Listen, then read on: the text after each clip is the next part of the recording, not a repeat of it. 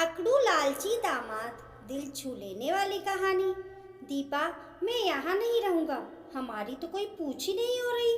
तुम तो अपनी बहन की शादी में मस्त होकर बैठी हो, ना बच्चों की चिंता ना ही मेरी। मुझे तो ये लगता है तुम इस घर की सौतेली बेटी हो। ना तो तुम्हें कुछ शादी में दिया। हमारे समय तो ये लोग भिखारी बन गए थे। आप कैसे जया को मोटरसाइकिल देंगे? तुम तो अंदर बैठकर अपनी बहनों से बतिया लो या घर का काम कर लो। मैं कल से देख रहा हूँ, रात को तुम्हारा छोटा भाई जतिन तुम्हारी छोटी बहन माला के पति रोहन को बुलाकर बाहर ले गया। उसके हंसने और बोलने की आवाज़ भी काफ़ी रात तक आती रही थी। मैं देख रहा हूँ अब भी इस घर के असली दामाद इस रोहन के लिए तो अभी चाय भी आई है और मैं साथ में बैठा हूँ। मुझसे किसी ने पूछा भी नहीं। मोहन शादी वाले घर में बेइंतहा चिल्लाए जा रहा था और दीपा कुछ कर नहीं पा रही थी। कमल बाबूजी की 3 बेटियां थीं। सबसे बड़ी दीपा, माला और जया। उनका एक पुत्र भी था जो कि 6ठी क्लास में पढ़ता था। कमल बाबूजी समीप की कंपनी में सुपरवाइज़र का काम करते थे। अपनी दोनों बड़ी बेटियों की शादी कर चुके थे और कल जया की शादी थी। दोनों दामाद 2 दिन पहले ही आ गए थे। मोहन ने अपनी शादी के समय तो कुछ भी नहीं मांगा था, लेकिन शादी के बाद वह हमेशा दीपा के घर से कुछ ना कुछ पाने की इच्छा रखता ही था।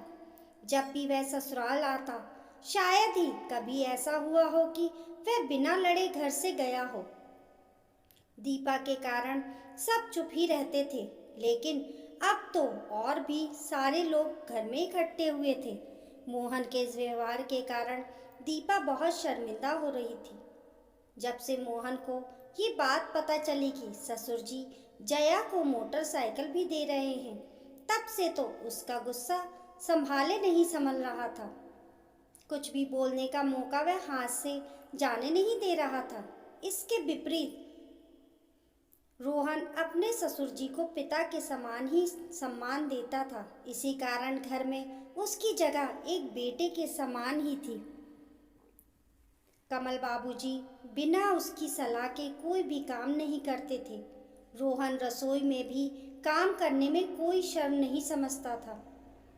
जहाँ मोहन सवेरे से उखड़ा उखड़ा घूम रहा था, वहीं रोहन सवेरे से घर के कामों में भी हाथ बटा रहा था। अभी उसने रसोई में थोड़ा सर दर्द होने के कारण माला को चाय बनाने के लिए कहा। वह बाहर आकर बैठ गया था। माला ने किसी के हाथ से उसके लिए चाय भिजवाई तो माला को ये नहीं पता था कि बड़े जीजाजी भी बाहर ही बैठे हैं। ससुर जी के लिए अपमानजनक भाषा का प्रयोग करते हुए और तमाशा बनाते हुए देखने पर रोहन ने मोहन को प्यार से समझाते हुए चुप रहने के लिए कहा। साथ में उसने अपनी चाय मोहन को ही पकड़ानी चाहिए और मजाक के लहजे में बोला, आप बैठो भाई साहब, आपके लिए मैं चाय के साथ कुछ नाश्ता भी बना कर लाता हूँ। इसके विपरीत मोहन ने उसे भी अपशब्द बोलने शुरू किए। साथ ही उसे कहा, तू तो बेवकूफ़ है, तू नौकरों के जैसे इस घर में काम कर सकता है। इस परिवार का दामाद ना तो तू है और ना ही मैं। तुझे कौन सा कुछ दिया है इन्होंने?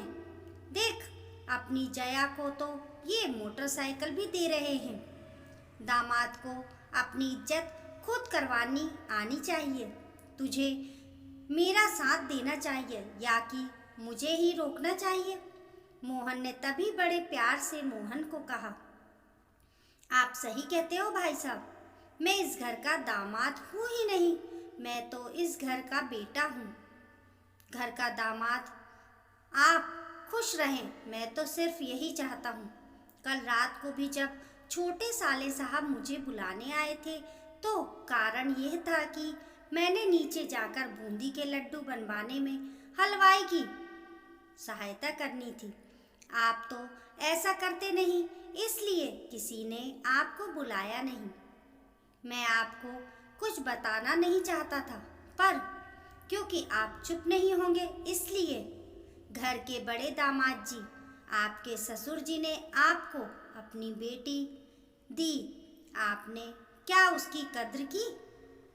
ये जो आप बार बार मोटरसाइकिल का जिक्र कर रहे हैं, ये अपनी छोटी बहन जया को मैं भेंट दे रहा हूँ। और दामाद जी, आप इस घर से क्या इच्छा रखते हैं, मुझे बतला दीजिए। हो सका तो कोशिश करूँगा कि आपके मान सम्मान में भी कहीं कमी ना रह जाए। आप बिल्कुल सही कह रहे हैं कि दामाद को अपनी इज्जत करवानी आनी चाहिए।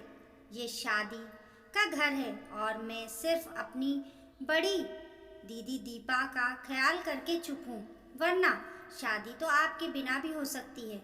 दामाद का और बेटे का मैं दोनों का ही काम संभाल सकता हूँ। तब तक दीपा और सारे लोग बाहर आ चुके थे।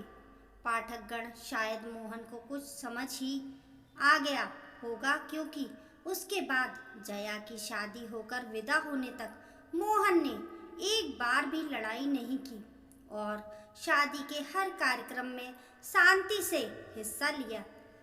दोस्तों, सम्मान देंगे तभी सम्मान मिलेगा, चाहे वो ससुराल हो या अन्य कोई भी जगह।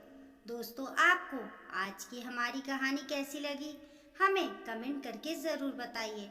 कहानी पसंद आने पर लाइक और शेयर करें। ऐसी ही अच्छी अच्छी कहानियों के लिए चैनल को सब्सक्राइब करना ना भूलें। मिलते हैं फिर एक नई कहानी के साथ, तब तक के लिए नमस्कार।